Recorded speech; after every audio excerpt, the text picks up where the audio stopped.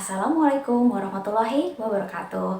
Shalom, Om Swastiastu, Namo Buddhaya, salam kebajikan, salam sejahtera untuk kita semua. Adil Katalino, Bajuramin Kasaruga, Basengat Kajubata, Harus.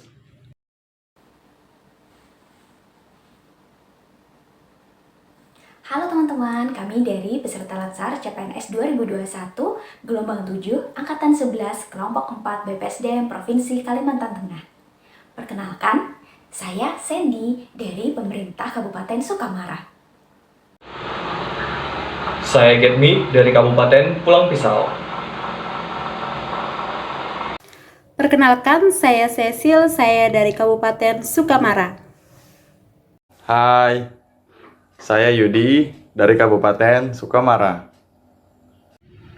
Perkenalkan, nama saya Tony, peserta Latsar dari pemerintah Kabupaten Pulang Pisau.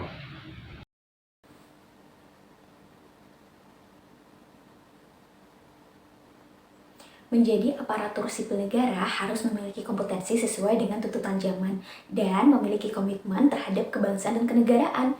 Nah, aneka ini dalam proses pelaksanaannya harus menjadi nilai dasar, nilai utama, dan nilai yang selalu diperhatikan. Pemahaman serta internalisasi nilai-nilai aneka bagi para CPNS menjadi penting banget loh teman-teman, harus dirasukan dalam jiwa ASN agar kelak saat memangku jabatan, ASN dapat mewujudkan program kerja yang jelas dan profesional. Selain itu, internalisasi nilai-nilai aneka ini harus mampu menyentuh nurani terdalam seorang ASN. Dan hal tersebut dimulai dari niat yang kemudian terwujud menjadi bentuk perbuatan. Jadi, sebenarnya aneka ini apa sih?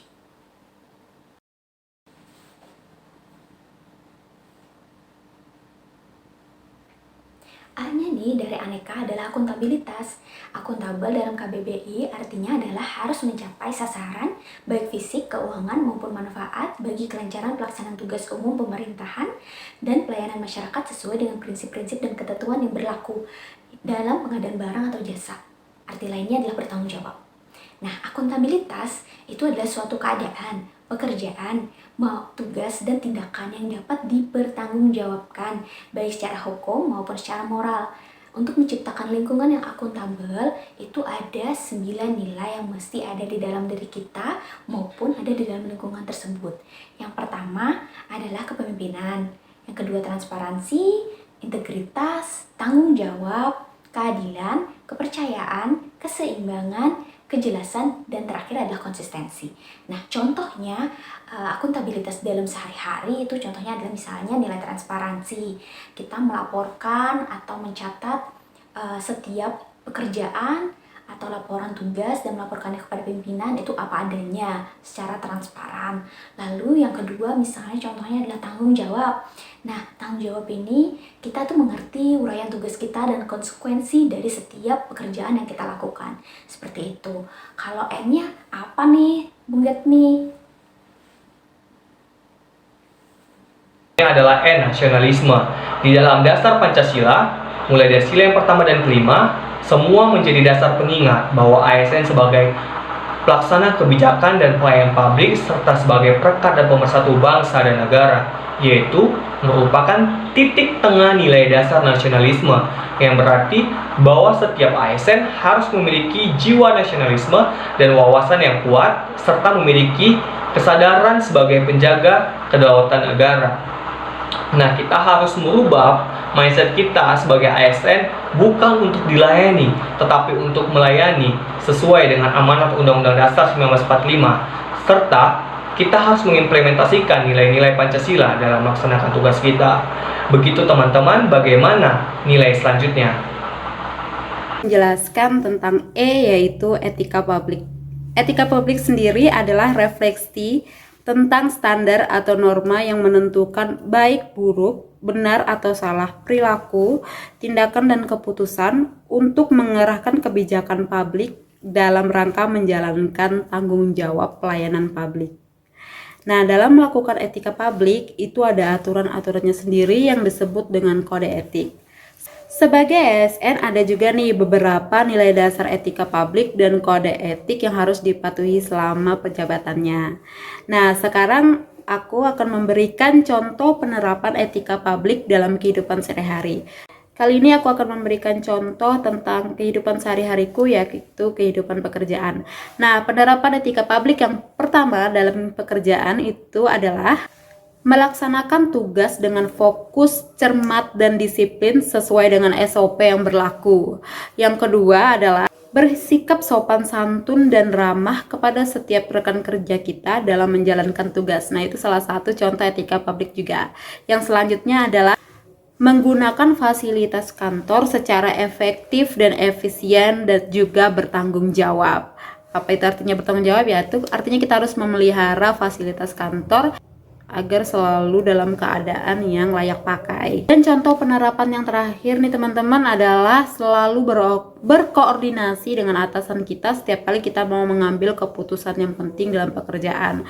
Contohnya nih, aku kan sebagai pengelola pemeliharaan jalan, saat aku mengawasi jalan atau pekerjaan aku di lapangan dan mau mengambil keputusan tentang item apa yang mau dikerjakan, tentunya aku harus berkoordinasi dengan kepala seksiku, baru kita bisa menjalankan tugas kita. Nah, jadi itu adalah contoh-contoh dari etika publik ya teman-teman. Sekarang selanjutnya aneka yaitu K akan dijelaskan oleh Bang Yudi. Terima kasih. Itu tadi Kak Cecil sudah menjelaskan tentang etika publik. Kita masuk ke bagian K, komitmen mutu. Komitmen mutu merupakan janji pada diri kita sendiri atau pada orang lain yang tercerminkan dalam tindakan kita untuk menjaga kualitas kinerja pegawai. Bidang apapun yang menjadi tanggung jawab pegawai negeri sipil, semua mesti dilaksanakan secara optimal agar dapat memberikan kepuasan kepada stakeholder. Apa saja yang termasuk dalam indikator komitmen mutu? Yang pertama nih, ada efektif atau tepat sasaran. Kemudian yang kedua ada efisien atau tepat guna. Kemudian ada inovasi. Dan yang terakhir ada berorientasi mutu. Kita sebagai ASN sudah sepatutnya mampu mengimplementasikan nilai-nilai dasar komitmen mutu. Contohnya, yang pertama, bekerja tepat waktu adalah salah satu bentuk komitmen mutu. Yang kedua, mengerjakan tugas dari pimpinan secara cepat dan tepat agar terjadinya efektivitas waktu dalam melaksanakan tugas dan jabatan, itu termasuk komitmen mutu efektivitas. Sekarang kita lanjut ke Bung Tony. Terima kasih Mas Yudi. A yang terakhir dari aneka adalah anti korupsi. Korupsi berasal dari kata Latin corruptio atau corruptus yang berarti kerusakan, keburukan, kebejatan, ketidakjujuran, dapat disuap, dan tidak bermoral kesucian. Dan kemudian muncul dalam bahasa Inggris dan Prancis corruption yang berarti menyalahgunakan wewenang untuk menguntungkan dirinya sendiri. 7 kelompok pidana korupsi yang harus Anda ketahui.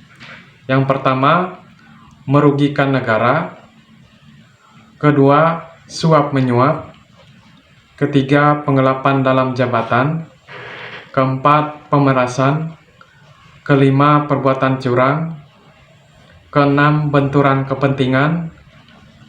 Ketujuh, gratifikasi.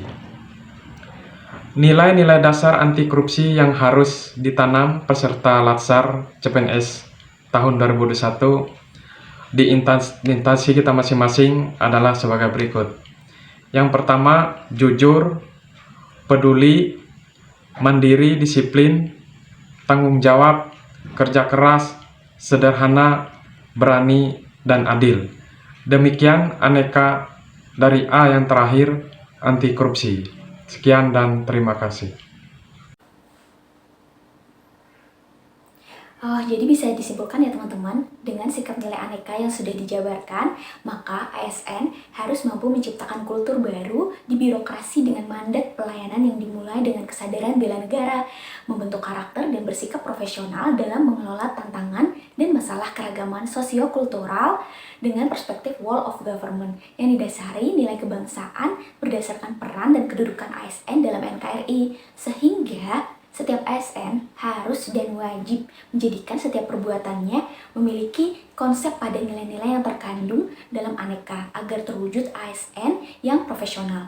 Menjadi PNS itu bukan hal yang mudah, tapi bukan berarti kita tidak bisa menjadi PNS yang baik. ASN abdi negara berkualitas mewujudkan ASN era industri 4.0 yang kredibel, profesional, dan berdaya saing.